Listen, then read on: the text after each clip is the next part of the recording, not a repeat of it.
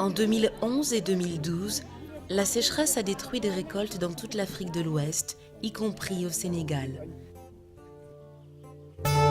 Dans la capitale, Dakar, cette sécheresse a été à peine sentie. Mais dans les départements de Matam et Podor, situés à plus de 500 km de Dakar au nord du pays et à au moins 2 heures de mauvaise piste de la route nationale, suite à cette sécheresse, les populations avaient du mal à se nourrir elles-mêmes, à nourrir leurs enfants, ainsi que leur bétail. C'est ce moment qu'ont choisi la Fédération des associations de développement du Fouta, ou FAF2, et le Centre d'études et de coopération internationale pour entrer en scène.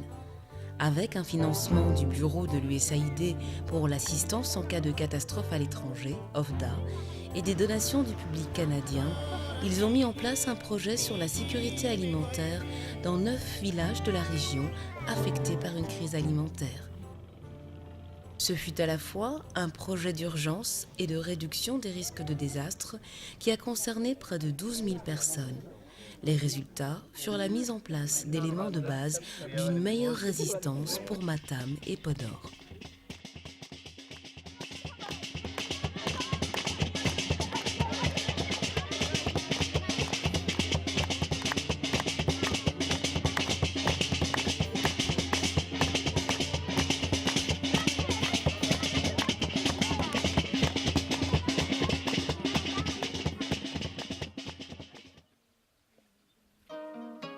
À l'intérieur du pays, plus particulièrement au nord, il ne pleut seulement que 2 ou 3 mois sur l'année. Or, sans pluie, rien ne pousse. Ainsi, pendant la longue saison sèche, qui dure presque toute l'année, la région a des allures d'un des plus célèbres écosystèmes du Nord, le grand désert du Sahara.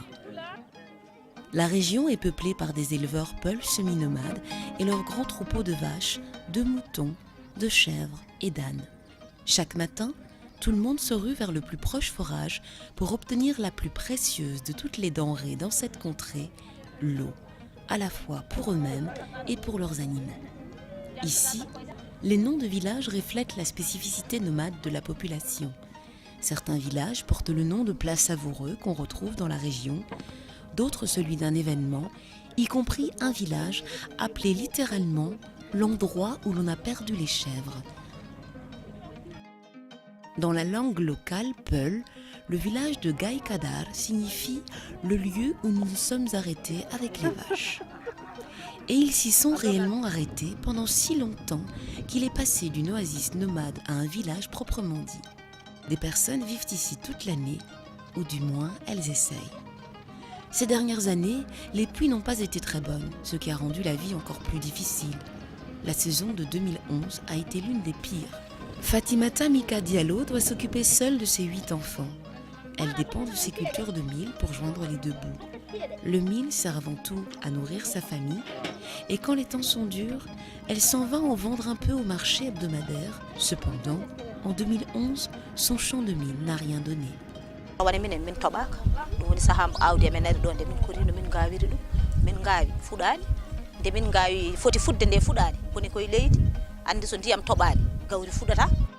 Cette situation était la même pour tous. Lorsque la FAF2 est venue demander comment elle pourrait leur venir en aide, les populations de Gaï Kadar ont émis le vœu d'avoir un jardin près de leur forage.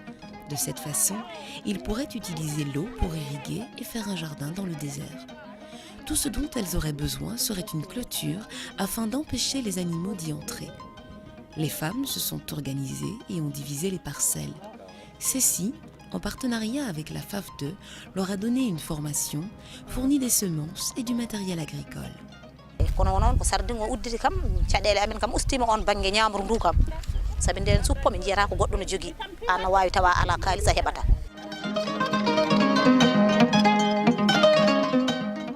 Elle reconnaît que c'est particulièrement bénéfique pour ses enfants qui souvent prennent une carotte ou deux à grignoter dans le jardin.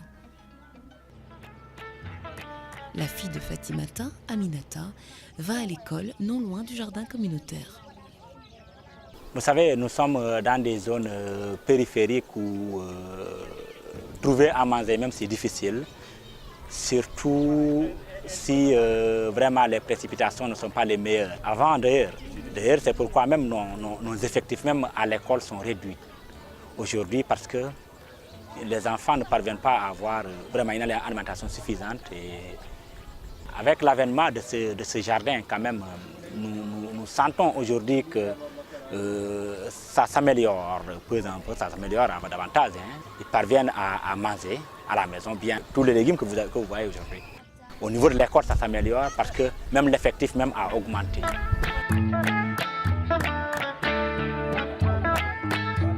Les femmes qui travaillent dans le jardin disent qu'il s'agit d'une véritable révolution dans leur vie à Gaïkadar. Elles veulent répandre les bonnes nouvelles et les légumes à leurs voisins. Ko wayni ebe tuto yo be dañi ebe ciodana ebe gaddana awdi mabbe ebe mbada ngesa ba kay ko minen kam min bayi daranade be tan ko min bayi so be noddi min ebe mbada min gara min balla be no min kolliranoni. Le CECI, en partenariat avec la FAF2, a soutenu des jardins pour des femmes dans 9 villages avec toujours le même succès. Dans un autre village, le contexte est différent, mais les problèmes sont similaires. Le village de Méry n'est pas si difficile d'accès. Il suffit d'une sortie de la route nationale pour y accéder. Les villageois cultivent ici le riz, suivant la montée des eaux du fleuve Sénégal pendant la saison des pluies. Mais quand il ne pleut pas, il n'y a pas non plus assez d'eau dans le fleuve. Après les récoltes catastrophiques de ces dernières années, FAF2 et le CECI ont conçu un jardin potager comme celui de Gaïkadar, utilisant l'eau du fleuve Sénégal pour irriguer le champ. Les femmes ont loué une pompe afin de faciliter le travail. C'est un grand champ traversé par des canaux manuellement aménagés. Environ 300 femmes ont des parcelles ici et elles y font pousser la plupart des légumes dont elles ont besoin. Puisqu'il s'agit d'une zone semi-urbaine, les femmes ici ne consomment pas tous les légumes qu'elles produisent. Elles en vendent une partie.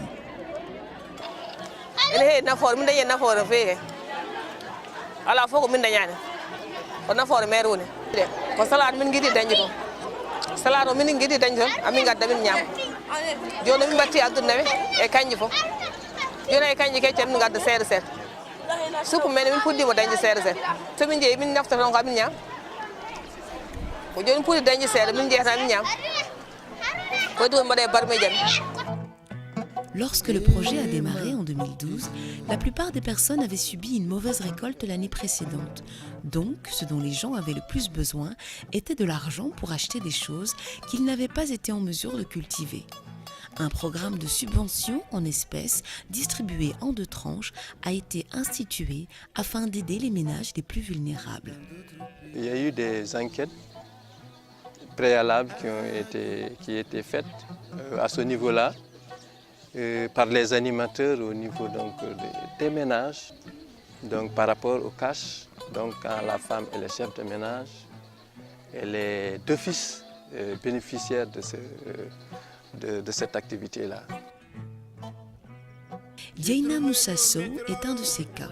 Elle est une veuve ayant en charge ses enfants et petits-enfants. Elle a reçu sa première tranche en novembre 2012. Avec cet argent, elle a décidé d'acheter une chèvre.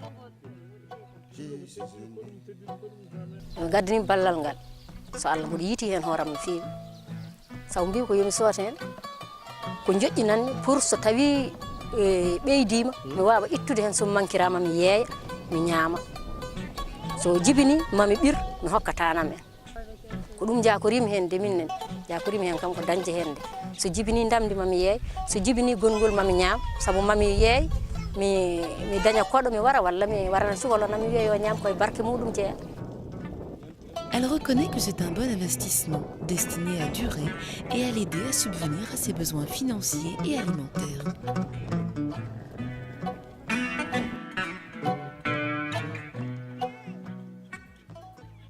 Aujourd'hui, c'est jour de paiement dans le village de Fetefourou. Le village entier s'est rassemblé sous l'ombre d'un grand nimier pour échapper à la chaleur et recevoir son versement.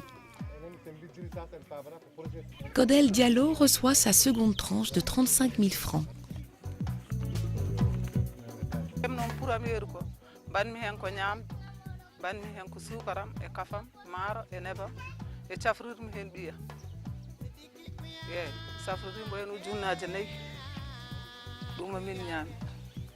ɗum ɗon somi yeehi so Allah jaɓi somi nawi mi safriranmo hen hay so ujunnaaje tati.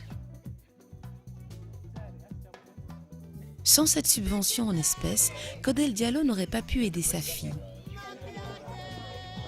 Ici, pas beaucoup de liquidités. Les seules richesses sont les vaches, le lait et les céréales, comme le mil, qui sont parfois obligés de vendre pour joindre les deux bouts. Fete-Fouru et village voisin de Namari sont en plein Ferlo, l'une des zones les plus reculées et les plus vulnérables du Sénégal. Dans ces villages, il n'y a pas de motopompe ou de forage fonctionnant avec un quelconque combustible. Par conséquent, pas d'électricité ni d'eau courante. Pour obtenir leur eau, seule la force humaine est utilisée. Ce puits est de près de 100 mètres de profondeur et nécessite un groupe de personnes pour tirer un seul seau. Et ils sont à une journée de charrette de la plus proche localité semi-urbaine où ils pourraient acheter des provisions. Minen auto arataga sa wopat dialoma panda yontere mala jonti didi. Avec la grave sécheresse de 2011, la plupart des ménages n'ont pas été en mesure de garder des semences de sorgho, de mil ou de maïs. Ainsi, le CECI, en partenariat avec la FAF2, a aidé à obtenir des graines et de petits outils agricoles. Résultat, une récolte suffisante avec assez de céréales pour les semences de l'année suivante. Ils ont cependant besoin d'une meilleure manière de stocker leurs récoltes. Ils ont donc décidé de créer une banque de céréales. Ils ont déjà stocké près de 200 sacs de mil, ce qui aidera les villageois à surmonter la période de soudure.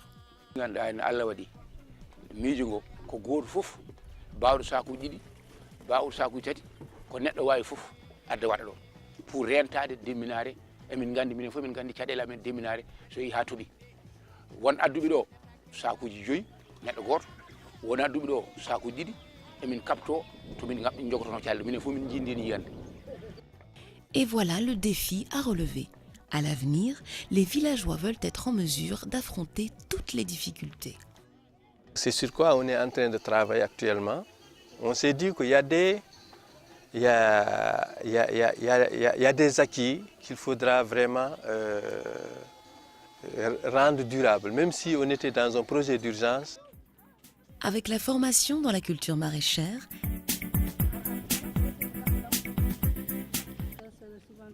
l'acquisition d'outils pour les aider à mieux vivre,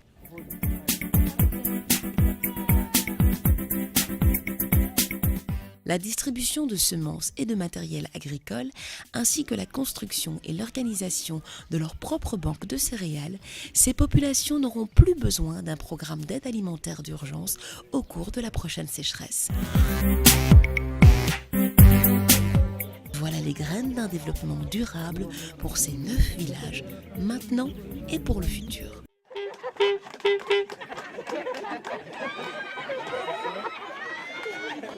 Thank you.